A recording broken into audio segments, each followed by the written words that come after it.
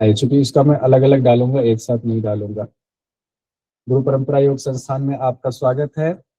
परीक्षा नजदीक है, अब हम लोग हठ रत्नावली के सारे क्वेश्चंस करते हैं, एक भी क्वेश्चन नहीं छूटना चाहिए। हठ रत्नावली का एक क्वेश्चन है, रत्नावली के मुताबिक मेरुदंड में दोनों तरफ कितनी हड्डियां होती है? तो बताया गया है 32 हड्डियां होती है, 32 बताया गया। हठ रत्नावली में वारुणी, विश्वोदरी और हंसनी नारी की चर्चा किस अध्याय में की गई है? ये अध्याय भी पूछा जा रहा था, आपको पता होना चाहिए किस अध्याय में नारी बताया गया है। तो चतुर्थ अध्याय में नारियों की चर्चा है। 14 मुख्य नारी बताई गई है। पूरक रेचक के साथ सिर को दोनों ओर घुमाने का संबंध किस क्रिया से है? पूरक रेचक के साथ जिस सिर के घुमाने की चर्चा होती है वो मस्तक भ्रांति में बताया गया है। और हठ रत्नावली हम लोग पढ़ रहे हैं, इसमें षटकर्म की जगह अष्टकर्म बताया गया है, ये ध्यान रखें। सूची 1 सूची 2 को मिलाएंगे। हठ रत्नावली के मुताबिक अलग अलग अंगों पर मंत्र निर्धारण, चित्त पूरी तरह एकाग्र होना, फिर लय, न चित्त जागृत न सुषुप्ति अवस्था में, 10 मुद्रा, 8 कुंभक और 84 आसन। अलग अलग अंगों पर मंत्र का निर्धारण, ये हो गया आपका मंत्र योग। अलग अलग अंगों पर मंत्र का निर्धारण हो गया मंत्र योग। चित्त पूरी तरह एकाग्र होना, फिर लय, ये हो गया लय योग। ना चित्त जागृत ना सुषुप्ति अवस्था में, ये कौन सा हो गया? ये हो गया राजयोग। ये राजयोग होना चाहिए मेरे ख्याल से। 10 मुद्रा, 8 कुंभक, 84 आसन, ये हो गया हठ योग। तो डी का 1 हो गया, ये 1 हो गया। अलग अलग अंगों पर मंत्र का निर्धारण, ये 4 हो गया, ए का 4 और डी का 1। फिर हो जाएगा बी का तीसरा, चित्त हाँ ये वाला हो जाएगा, चित्त ना जागृत ना सुषुप्ति, ये हो गया आपका राजयोग वाला हो गया। सी का हो गया 2। इस हिसाब से कौन सा उत्तर बन रहा है? दूसरा वाला बन रहा है। ठीक है, देखिए इसमें हम लोग एक बार इसको देख लेते हैं डिटेल।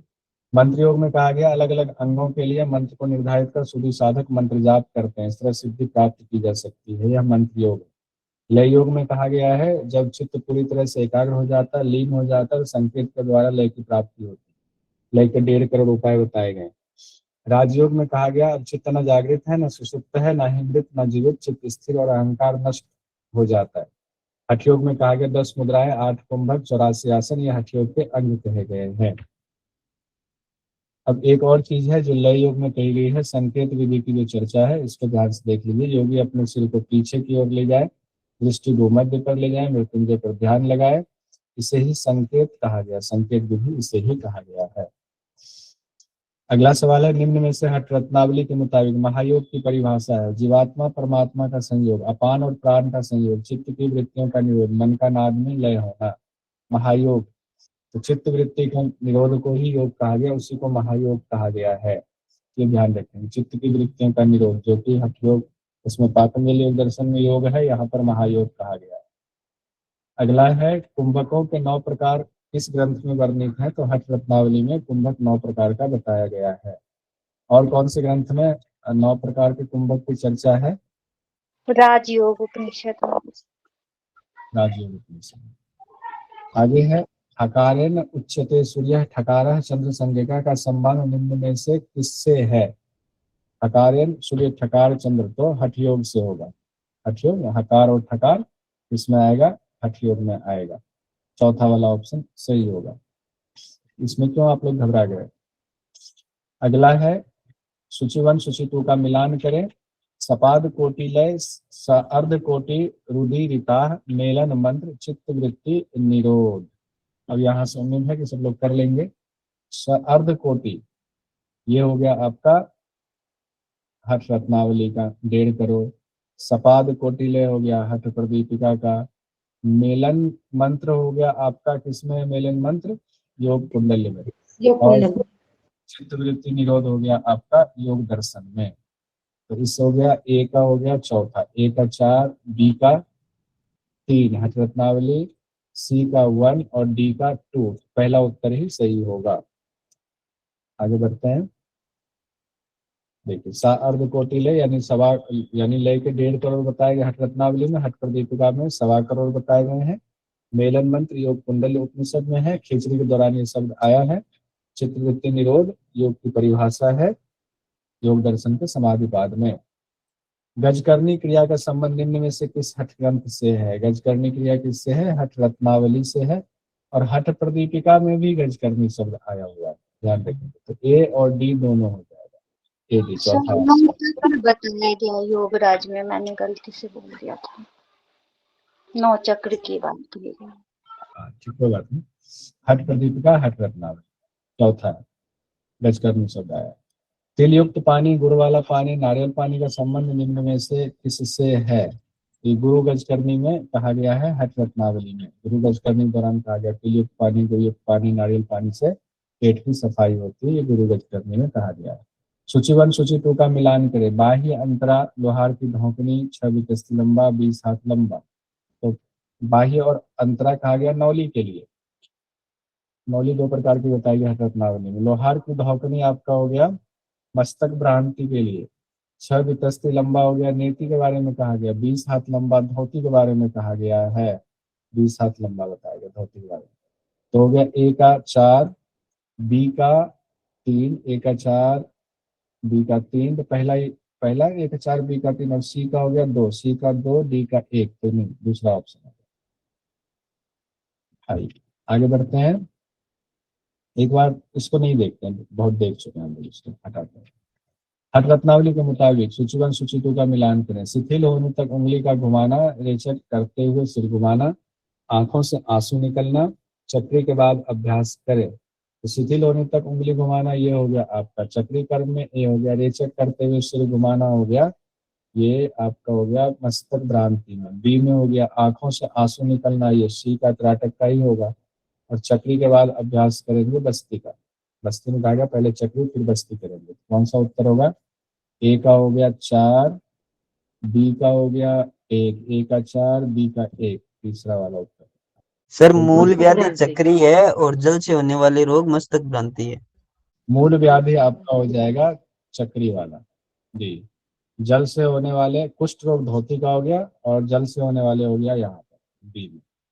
ठीक है, तो उस हिसाब से कौन सा हुआ? ए का 4, बी का हो गया तीसरा, सी का हो गया कुष्ठ रोग, सी का हो गया कुष्ठ रोग दूसरा धोती वाला, डी का वनमूल व्याधि वाला किसका हो गया? चक्री का, डी दूसरा उत्तर सही है। चक्री में कहा गया है मूल व्याधि यानी पाइल्स रोग, गुल्म के रोग, पेट के रोग, मल की शुद्धि होती है, जठराग्नि प्रदीप्त होती है। नौली में कहा गया पेट की अग्नि बढ़ता है, पाचन को ठीक करता है, आनंद की प्राप्ति होती है। धोती में कहा गया जठराग्नि प्रदीप्त होती है, काश श्वास प्लीहा कुष्ठ रोग खत्म होता है, कफ रोग भी खत्म होता है 20 प्रकार के। कपाल शोधन नीति में कहा गया कपाल शोधन दिव्य दृष्टि जत्रु ऊर्ध्व रोग।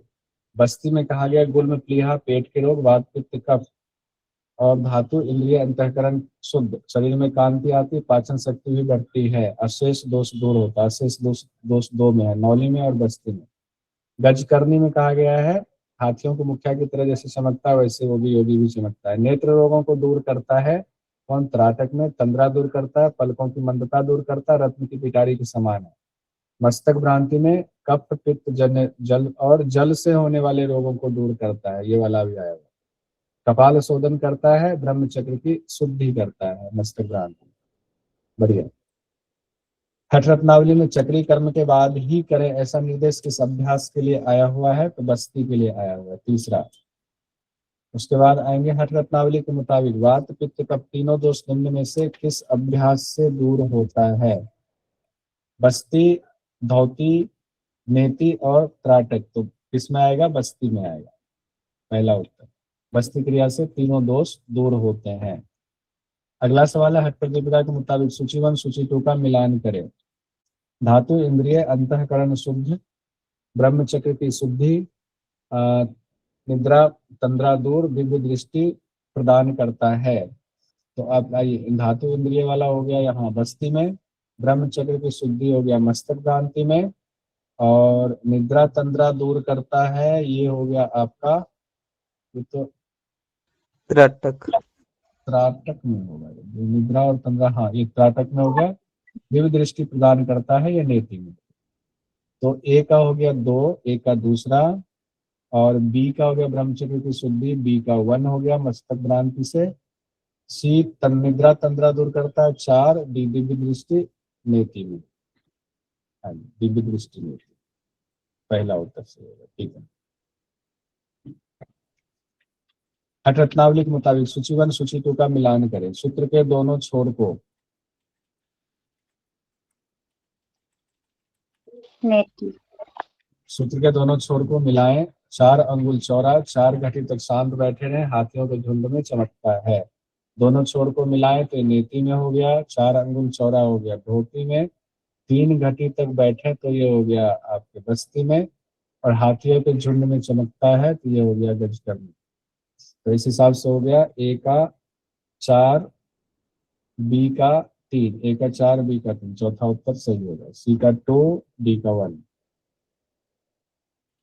अगला है सवाल, हठ प्रदीपिका के हठ रत्नावली के मुताबिक किस तरह के योगी को ब्रह्म की प्राप्ति होती है? निद्रा पर विजय हो, इंद्रियों पर नियंत्रण हो, गृहस्थ में रमा हो, फलाहार ही करता हो, श्वास पर कंट्रोल कर लिया हो।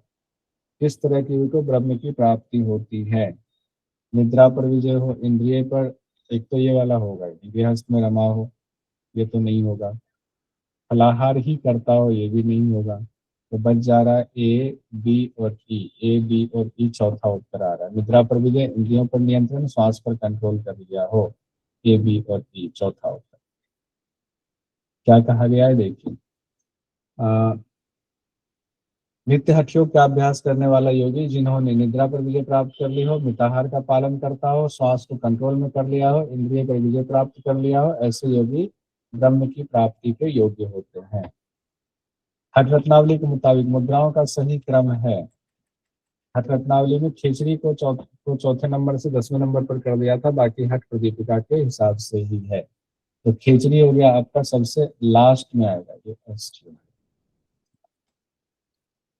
खिचड़ी सबसे लास्ट में आएगा। महामुद्रा पहले आएगा, महाबंद बी के बाद डी आएगा, महामुद्रा, महाबंद और शक्ति चालनी तो ये आएगा 9वें नंबर पर, ये आएगा 10वें नंबर पर, ये आएगा पहला, ये हुआ दूसरा। अब देखिए B D E, B D E किसमें है? बी डी ई, फिर बी डी ई, सी और ए 10वें नंबर पर होगा, तीसरा उत्तर। यहाँ पर है मुद्रा का वज्रोली 8वें नंबर पर है, शक्ति चालन 9 और खिचड़ी 10वें नंबर पर। ठीक है। हठ रत्नावली के मुताबिक सूची 1 सूची 2 का मिलान करें। 14 प्रमुख नारियां, 8 प्रकार के नाद,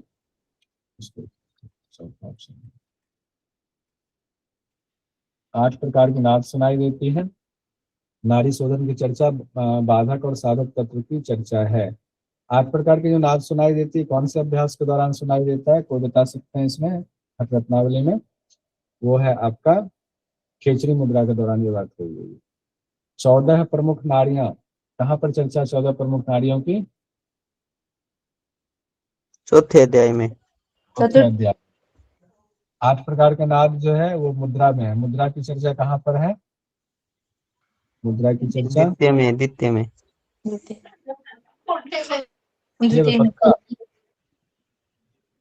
नहीं, द्वितीय में नहीं होगा। द्वितीय में है, द्वितीय में है मुद्राओं और 9 कर्मों की चर्चा। द्वितीय। नारी शोधन की चर्चा किसमें हो जाएगी? तीसरे में। प्रथम में नारी शोधन, नहीं सर, दूसरे में ही होगी, तीसरे में ही होगी। बाधक साधक तत्व है पहले तो। बाधक साधक तत्व तो ये पहले बाधक साधक तत्व। अच्छा, एक से निकल जा रहा है बाधक साधक। ठीक है, एक हो गया बाधक साधक तत्व हो गया प्रथम उपदेश में। नारी शोधन हो गया आपका तृतीय उपदेश में, नारी शोधन हो गया।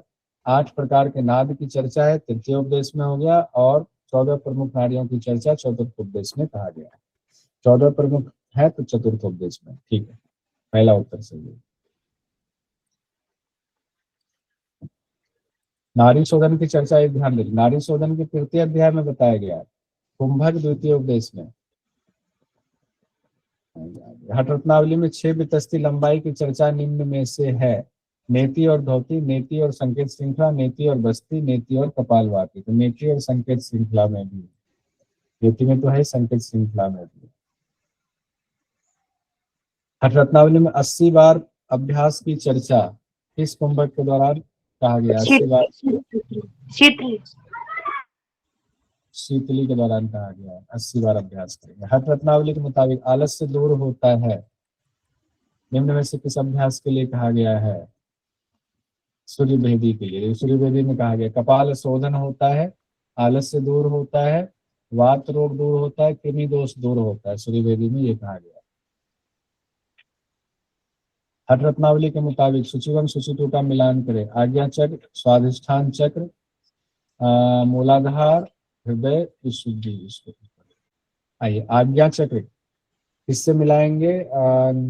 वज्रोली से नहीं मिलेगा, चक्री से नहीं मिलेगा, नेति नाटक त्राटक किससे होगा? स्वाधिष्ठान चक्र आपका किससे होगा? ये वज्रोली से चला जाएगा। मूलाधार चला जाएगा चक्री में। हृदय और विशुद्धि चला गया धौती से। ठीक है, तो ए का 4 हो गया, बी का हो गया 1, ए का 4, बी का 1। ठीक है, उसके बाद सी का हो गया 2, सी का 2 पहला वाला, डी का हो गया तीसरा धौती। तो पहला उत्तर सही। एक बार इसको देखिए। चक्री कर्म से मूलाधार की शुद्धि होती है, वज्रोली से स्वाधिष्ठान की शुद्धि होती है, नौली से मणिपुर की शुद्धि होती है, धौती से हृदय और विशुद्धि की शुद्धि होती है, नेति और त्राटक से आज्ञा चक्र की शुद्धि, बस्ती और भस्त्रिका संपूर्ण शरीर की शुद्धि करता है। अगला सवाल है, निम्न में से महाबंध से संबंधित है। महाबंध से नारियों में प्राण ऊर्ध्वगामी होता है, राजयोग की प्राप्ति होती है, मन केदार में जाता है, मृत्यु पर विजय, त्रिवेणी का संगम। तो ए हो जाएगा, सी हो जाएगा और ई हो जाएगा, बी और डी नहीं होगा। तो ए, सी और ई, ए, सी और ई, तीसरा ऑप्शन सही है। ठीक है। हठ रत्नावली में महाबंध के फल में बताया गया है सभी सिद्धियों को देने वाला है, नारियों में प्राण ऊर्ध्वगामी होता है, त्रिवेणी का संगम होता है, मन केदार में चला जाता है। हठ रत्नावली के मुताबिक सूची 1 और सूची 2 का मिलान करें। महामुद्रा, महाबंध, महावेद और मूल बंध। तो मन केदार में फिर से आ गया ये, तो महाबंध वाला ये हो गया। महावेद में कहा गया ये मलमूत्र कम, तो ये सबसे आसान वाला ये लगा दीजिए। क्षय कुष्ठ गुदावर्त हो गया, ये हो गया आपका महामुद्रा। महावेद पाप नष्ट पुण्य का संचय। तो ए का 4 हो गया, बी का 1, ए का 4, बी का 1 2 में है, सी का 2, सी का 2 इसमें है, और डी का आपका होगा 3। तो पहला वाला इधर से। बहुत सुंदर। एक बार फिर से इसको देख लीजिए। और हठ रत्नावली के मुताबिक पथ अपथ जैसा कुछ नहीं रहता, निरस विरसित हो जाता है महामुद्रा में, घातक विष भी कट जाता है, क्षय रोग, कुष्ठ गुदावर्त, गुल्म अजीर्ण रोग, आने वाले दोष दूर हो जाते हैं, जरा मृत्यु का नाश। महाबंध में कहा गया है नारियों में प्राण ऊर्ध्वगामी होता है, त्रिवेणी का संगम, मन केदार में जाता है। महावेद पाप नष्ट हो जाते हैं, पुण्य का संचय होता है, मूलबंध प्राण अपान, नागबिंदु, मलमूत्र की कमी, बुजुर्ग भी जवान हो जाते हैं। उद्यानबंध मृत्यु आतंक केसरी, वृद्ध तरुण, बाह्य उद्यानबंध जो सुंदरता बढ़ाता है, ये खास बात इसमें कही गई है। और जालंधर में शिरा जाल का बंधन, जरा मृत्यु का नाश, कंठ संबंधी रोग दूर, सोमरस का बहाव रुकता है। आगे बढ़ेंगे। कई चीजें कई बार रिपीट हो रही है, ऐसे भी याद हो जाएगा। कुछ चीजें तो कॉमन है कई ग्रंथों में एक साथ है, तो दिक्कत नहीं है। हठ रत्नावली के मुताबिक सूची 1 सूची 2 का मिलान करें। जालंधर, उद्यान, वज्रोली और विपरीत करी। जालंधर, उद्यान, वज्रोली और विपरीत करी। बहुत बढ़िया। आइए देखते हैं। बिंदुजय से मृत्यु पर विजय। बिंदुजय मृत्यु पर विजय। जालंधर अमृत गिरने से रोकता है, पहले इससे लीजिए। जालंधर में आप लोगों ने दूसरा। फिर उद्यान बंद कहा गया है, हाँ ये तो अभी पढ़ा हम लोगों ने। उद्यान बंद में कहा गया बाहरी सुंदरता को बढ़ाता है। फिर हो गया वज्रोली। वज्रोली का हो गया बिंदु। बिंदुजय, हाँ बिंदुजय हो गया। और वलित फलित विपरीत करनी हो गया, वलित फलित को रोकता है। ए का 4, बी का 1, ए का 4, बी का 1, सी का 2, सी का 2 और डी का 3, डी का 3। दूसरा ऑप्शन सही। जालंधर बंद से सिराबंद होता है, अमृत नीचे गिरने से रुकता है। उद्यान बंद के बारे में कहा गया बाहरी उद्यान बंद से बाहरी सुंदरता होती है। और वज्रोली से बिंदु की सिद्धि होती है, मृत्यु पर विजय प्राप्त होती है, विपरीत करने से वलित फलित रोग दूर होता है। हठ रत्नावली कर रहे हैं। कपड़े को जिह्वा से खींचने वाली बात है, लपेट करके खींचने को अभ्यास के दौरान कहा गया हुआ है। ये खास शब्द है, यहीं पर ये बात कही गई है, तो ध्यान रखिए। जिह्वा में लपेट दीजिए, फिर उसको खींचने की बात कही गई शक्तिशाली में, ये बात और कहीं नहीं आई हुई है, ध्यान रखिए। अठरत्नावली में कुंडलिनी के पर्यायवाची नामों की चर्चा किस उपदेश में है? कुंडलिनी के पर्यायवाची द्वितीय उपदेश में कहा गया, कुंडलिनी के पर्यायवाची। अठरत्नावली के मुताबिक निम्न में से कुंडलिनी के पर्यायवाची नहीं है। बढ़िया, देखिए कौन सा नहीं है। कुंडलिनी के सभी कुंडलिनी सभी योगिक क्रियाओं का आधार है, पर देख ठीक आप सही। फनी, कुंडलिनी, नागी, चक्री, वक्री, सरस्वती, ललना सरस्वती है, रसना, छत्री, ललाटी, शक्ति, शंखनी, रज्जुई, भुजंगी, शेषा, कुंडली, सर्पनी, मणि, आधार शक्ति, कुटिला, कराली, प्राणवाहिनी, अष्टवक्रा, सदाधारा, व्यापनी, कलनाधारा और कुड़ी। ठीक है, ये आपके हो गए कुंडलिनी के नाम। अब हम आगे ऊपर आते हैं फिर से। अब इसमें हो गया आपका शनिवारी नहीं है, और फिर आपका भैरव प्राण, ये दो नहीं, बाकी सारा आ गया। ठीक है, ए बी और ई है, तो सी और डी प्रथम। ठीक है, बहुत बढ़िया। हठ रत्नावली में नारी शुद्धि के बाह्य लक्षण की चर्चा किस अभ्यास में है? नारी शुद्धि के बाह्य लक्षण की चर्चा किस अध्याय में है? तो तृतीय अध्याय में क्या कहा गया? प्राणायाम शब्द आया है, जिसमें नारी शोधन की विधि बताई गई है। उसके बाद नारी शुद्धि के बाह्य लक्षण बताए गए, इसमें है तृतीय में। हठ रत्नावली में प्राणायाम के लिए किन आसनों का निर्देश किया गया है? वज्रासन, मुक्तासन, गुप्तासन, सिद्धासन, बद्ध पद्मासन, स्वस्तिक आसन। सिद्धासन, पद्मासन, भद्रासन। चलो दूसरा करें, सिद्धासन, बद्ध पद्मासन, स्वस्तिक आसन। देखिए इसमें कहा गया है, सिद्धे वा बद्ध पद्मे वा स्वस्तिके चाथवासने ऋजुकाय समासीन प्राणायामान समभ्यसे। यानी सिद्धासन, बद्ध पद्मासन और स्वस्तिक आसन में प्राणायाम करना है। उसका नारी शोधन की विधि बताई गई है, नारी शोधन के बाह्य लक्षण है। तो इसमें उत्तर हो गया आपका सिद्धासन, बद्ध पद्मासन, स्वस्तिक आसन। अगला सवाल है, हठ रत्नावली के मुताबिक सूची 1 और 2 का मिलान करेंगे। मानसिक नियम, कायिक नियम, योग सफलता और सिद्धासन कहा गया है। देखते हैं, एक सेकंड। गुप्तासन, मुक्तासन हो गया आपका सिद्धासन, तीसरा एक और तीसरा अगर इसको लेते हैं। बी कायिक नियम हो गया 4, योग में सफलता 2 और सिद्धासन, गुप्तासन, मुक्तासन। ठीक है, पहला ऑप्शन सही। एक बार देख सकते हैं। मानसिक नियम है मन प्रसाद, संतोष, मौन, इंद्रिय निग्रह, दया, विनम्रता, ईश्वर विश्वास, आर्जव, भद्रता, क्षमा, भाव शुद्धि, अहिंसा, ब्रह्मचर्य, स्मृति, धृति। कायिक नियम में कहा गया स्थान, शौच, रितम और सत्य भी कहा गया कायिक नियम में। जप, होम, तर्पण, तप, प्रतीक्षा, श्रद्धा, नमस्कार, प्रदक्षिणा, व्रत और उपवास। बताइए, हठ रत्नावली में किस आसन के 6 प्रकार बताए गए? पद्मासन, भद्रासन, मयूरासन, दूसरा है मयूरासन के 6 प्रकार बताए गए। हठ रत्नावली के मुताबिक सूची 1 सूची 2 का मिलान करें। आसन के 4 प्रकार, आसन के 5 प्रकार, आसन के 6 प्रकार, आसन के 2 प्रकार। तो आसन के 6 प्रकार वाला अभी हम लोगों ने देखा। आसन के 4 प्रकार, पद्मासन। आसन के 4 प्रकार आते हैं पद्मासन, आसन के 5 पश्चिमोत्तासन कहा गया है। पश्चिमोत्तासन के 2 हिस्से, 2 ही प्रकार है। 4 पद्मासन हो जाएंगे, 5 कुक्कुटासन हो जाएंगे, 6 मयूरासन हो जाएंगे, 2 पश्चिमोत्तानासन हो जाएंगे। कुक्कुटासन 5 होंगे। तीसरा 1 का 4 हो गया। आसन 4 प्रकार के हो गया पद्मासन, आसन के 5 प्रकार हो गया कुक्कुट आसन, आसन के 6 प्रकार हो गया मयूरासन और आसन के 2 प्रकार हो गया पश्चिमोत्तानासन। 4 प्रकार के पद्मासन, बंध पद्मासन, कर पद्मासन, संपुटित पद्मासन और शुद्ध पद्मासन। 6 प्रकार के मयूरासन हो गए, दंड मयूरासन, पार्श्व, सहज, बंद, पिंड और एक पाद मयूरासन। 3 प्रकार के हो गए मत्स्येंद्र, पार्श्व मत्स्येंद्र और बंद मत्स्येंद्र।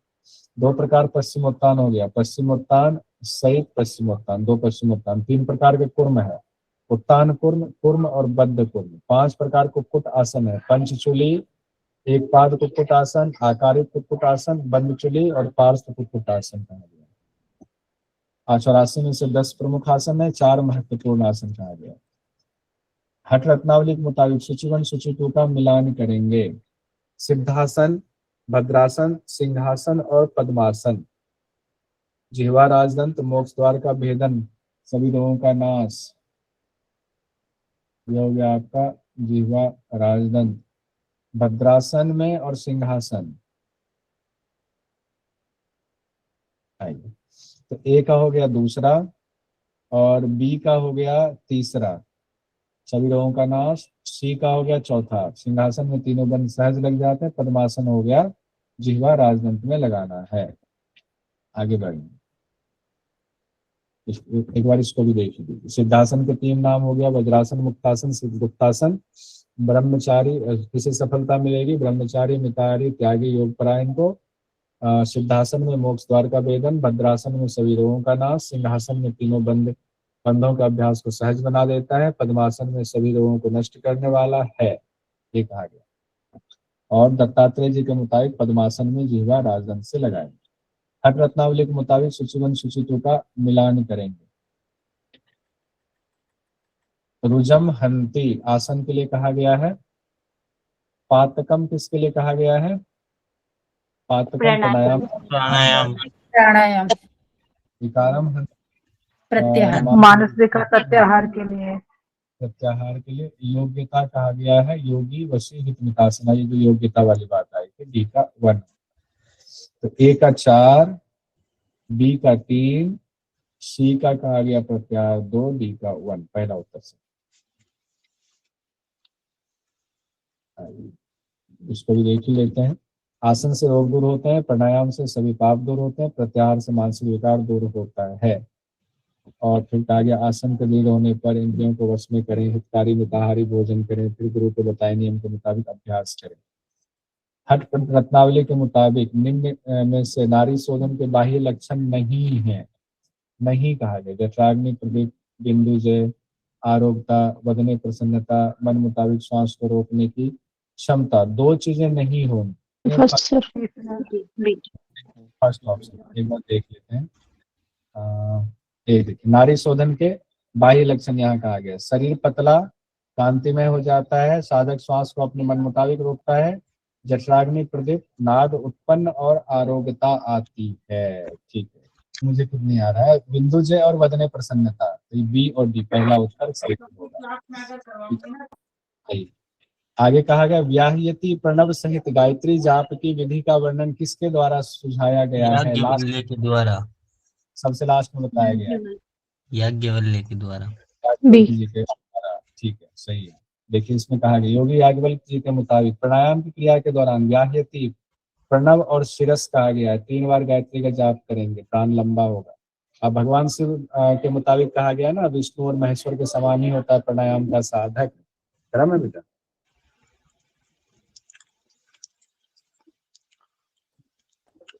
Thank you. हठ रत्नावली में किस साधक के लिए विष्णु और महेश्वर के समान कहा गया, तो प्राणायाम के लिए कहा गया है तीसरा। तो देख लिया हम लोगों ने। शीत ऋतु में 1 या 2 वस्त्र पहनकर अभ्यास करने की चर्चा किस अभ्यास के लिए कहा गया है, प्राणायाम, आदानुसंधान के लिए, ध्यान के लिए, चक्री के लिए, आदानुसंधान। ठीक है, हाँ इसमें एक चीज और देख लीजिए, हो सकता है कि थोड़ा अलग है ना। नादानुसंधान की तैयारी में कहा गया शीत ऋतु में साधक 1 या 2 वस्त्र पहने, पानी या गाय के दूध का सेवन करें, जंगल में कंदमूल आदि जो मिले उसको हाथों पर रखकर या पात्र में रख करके खाएं। आगे बढ़ते हैं। 14 प्रमुख नारियां कौन से अध्याय में है हठ रत्नावली में, चौथे अध्याय में। चौथे अध्याय। भगवत गीता के किस अध्याय के श्लोक का इस्तेमाल हठ 15वें अध्याय के श्लोक का, 15वीं 15वें का 17वां का। ठीक है, क्या बात। उदित जी आपके पास ये PDF कहीं से मिल गया क्या? नहीं सर, टेंशन हो रही है, पीडीएफ है तो ही नहीं पढ़े जा रहे। मेरा पीडीएफ आपने हैक कर लिया क्या मेरे सिस्टम से? मुझे ना पहले ना, बताइए। स्क्रीनशॉट ऐसा बहुत करते हैं, स्क्रीनशॉट ले लिया होगा इन्होंने पहले ही। हठ रत्नावली के मुताबिक सूची 1 सूची 2 का मिलान करें। तमस, रजस, सरस्वती और द्वीप। अरे वाह। तामसिक हीड़ा हो गई, राजसिक पिंगला हो गई, सरस्वती सुषुम्ना हो गई, दीप विभिन्न धातु हो गई। विभिन्न सरस्वती धातु। का सुनना, द्वीप हो गया, विभिन्न धातु। ठीक, बढ़िया। तो इसमें उत्तर कौन सा आएगा? ए का 4, बी का 3, ए का 4, बी का फर्स्ट 3। ऑप्शन। हठ रत्नावली के मुताबिक सूची 1 सूची 2 का मिलान करें। केवल एक देव निरालंब और खिचड़ी नाम समान कोई मुद्रा नहीं। पथ्य, अपथ्य और इड़ा पिंगला के पर्यायवाची। क्या बात। केवल एक देव निरालंब तो हो गया चौथे अध्याय में, खेचरी के समान कोई मुद्रा नहीं, ये हो गया खिचड़ी वाला किसमें? दूसरे में हो गया। और पथ्य पथ्य का हो गया फर्स्ट ऑप्शन प्रथम हो गया। अध्याय में, और ईड़ा पिंगला के पर्यायवाची तृतीय अध्याय में, मेरे हिसाब से। First option. तो फर्स्ट ऑप्शन का देख लेते फिर से। ए का 4 का आगे देव, केवल एक देव निरालम। चतुर्थ, खिचड़ी के समान कोई मुद्रा नहीं। तृतीय, पथ्य अपथ्य हो गया। सी का 2 प्रथम उपदेश, और इड़ा पिंगला के पर्यायवाची द्वितीय उपदेश। देखते हैं उत्तर क्या है। देखिए यहाँ पर फिर से प्रथम उपदेश में महायोग, तो मंत्र लय हट, राजहट, अष्टकर्म की चर्चा है, स्थान की चर्चा है, और मिताहार पथ्य अपथ्य की चर्चा प्रथम में ही है। यही शायद साधक बाधक भी यहाँ पर है।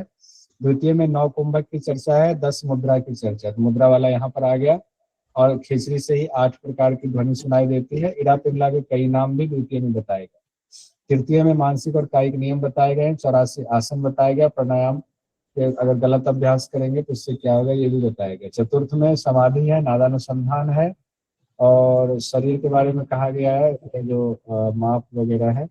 14 प्रमुख नारी तो चतुर्थ में है ही। 5 भूत की उत्पत्ति का क्रम भी बताया गया है। अब आएंगे तृतीय उपदेश में कहा गया है सिद्धासन के समान कोई आसन नहीं। किसमें तृतीय उपदेश में कहा गया? इसी में सिद्धासन के समान कोई आसन नहीं, केवल के समान कोई कुंभक नहीं, खिचड़ी के समान कोई मुद्रा नहीं, नाद के समान कोई लय नहीं। चतुर्थ उपदेश में कहा गया केवल एक बीज है जिससे सृष्टि की रचना हुई। केवल एक मुद्रा है, खिचड़ी मुद्रा। केवल एक देव है, निरालम। केवल एक अवस्था है, मनोन्मनी अवस्था। तृतीय और चतुर्थ में ये अंतर थोड़ा सा है, इसको ध्यान में और ये रखना। तृतीय अध्याय का श्लोक नंबर है सर, तीसरे अध्याय का 53, 54, 55 कौन सा भी हो सकता है। अच्छा, केवल बहुत कुंभक वो आई है ना, वो इसी में है। सिलवट्टा पे पीस करके दूध में मिला के पी लो। हठ रत्नावली के मुताबिक कन्यावाद, खिलावाद, रसावाद आदि से होने वाली सिद्धियां किसको कहा गया है? कन्यावाद, खिचड़ी वज्रोली। खेचरी वज्रोली को। पूछा नहीं गया है तो ये ध्यान रखिएगा। ये तीनों, ये खेचरी वज्रोली होता है, इसको मिलती है तो खेचरी वज्रोली सिद्धि वाली। क्या कहा गया है? कन्यावादा खिला वाद रसा वादादि सिद्ध योगिनः संप्रवर्तन्ते तेषाम वज्रोली खेचरी। आगे बढ़ेंगे। हठ रत्नावली के अनुसार एक दिन में महावेद का अभ्यास कितनी बार अनुशंसित है? 4 बार, 8 बार, 12 बार, 16 बार। महावेद का अभ्यास कर रहे हैं, महावेद का अभ्यास 8 बार। हठ रत्नावली में निम्नलिखित में से किन हठ योगियों का उल्लेख नहीं है? निरंजन, मीना, वरुण, कंडले और सत्यानंद नहीं है। 2 आएंगे तो 2 नहीं है, बताइए। मीना और सत्यानंद। वरुण, 4 वरुण का मीना और कंदले। वरुण और सत्यानंद। वरुण और सत्यानंद। हाँ, थर्ड ऑप्शन। चौथा ऑप्शन वरुण और सत्यानंद। निम्न में से कौन सा प्राणायाम हठ रत्नावली में नहीं है? तो प्लावनी हठ रत्नावली। लावनी। नहीं सी लावनी। प्लावनी अभी नहीं होगा। ठीक से घटाया नहीं लगता है दोनों। नहीं पूरा याद है, ऐसे ही मुंह से निकल गई। कोई बात, मुझे पता है, याद है। चलिए, हठ रत्नावली में वर्णित कुंभकों के प्रकार हैं भस्त्रिका, भ्रामरी। एबीडी हो जाए तो सर, प्लावनी अभी बोला ही था नहीं है। कुंभकों पर, अच्छा क्या बात। तो बताइए वर्णित कुंभकों के प्रकार हैं ए बी डी, आप कहेंगे A B D. A B D किसमें है? इसका थर्ड। ठीक। तो कौन कौन से हैं? भस्त्रिका, भ्रामरी, सूर्यदेवी, उज्जयी, शीतली, मूर्छा, शीतकारी, केवली और भुजंगीकरण। हठ रत्नावली के मुताबिक सूची 1 सूची 2 का मिलान कर लेते हैं, इसको भी कर लेते हैं। इड़ा, पिंगला, सुषुम्ना, कुंडलिनी। अब देखिए कुड़ी भी आ गया, शनि वाली भी आ गया, शनि वाली भी पूछा गया। ये कुरी तो हो फर्स्ट गया, ऑप्शन आए? कुरी तो हो गया, कुंडलिनी को सर। कुंडलिनी। फर्स्ट ऑप्शन से निकल रहा है ना सर। और हाँ, सुषुम्ना डी का तो 1 होगा हो जाएगा तो त्रिशंखी उसी से सर, फर्स्ट ऑप्शन। सुषुम्ना त्रिशंखी। इसका मिला दो सर, स्क्रीनशॉट लेना है इसका। मिला दो। जी पीडीएफ बनाओगे क्या? ना अरे नहीं आ रही है उसका मतलब ले लो स्क्रीनशॉट, क्या दिक्कत है, कोई डांट तो ना रहा है। पहले ही बना रखे हैं इन्होंने। इड़ा का हो गया शनि वाली, पिंगला का हो गया अक्षरा, सुषुम्ना त्रिशंखी, कुंडलिनी हो गया कुड़ी। ये देख लीजिए एक बार फिर से, इसका ले लीजिए। सुषुम्ना में त्रिकुंड, सूची, हट, गोविठ, शिखर, त्रिशंखी, वज्री, आमकारी, मूर्ध्वनाल। पिंगला में गया पिंगला, दमधनी, सूर्या, यमुना, अक्षरा, कालाग्नि, रुद्री, चंडी। इड़ा में कहा गया इड़ा, चंद्रा, शनि वाली, गंगा, अमरबोधिता। नहीं लेना, रहने दो। द्वितीय अध्याय में कहा गया। हठ रत्नावली के अनुसार महायोग के प्रकार हैं,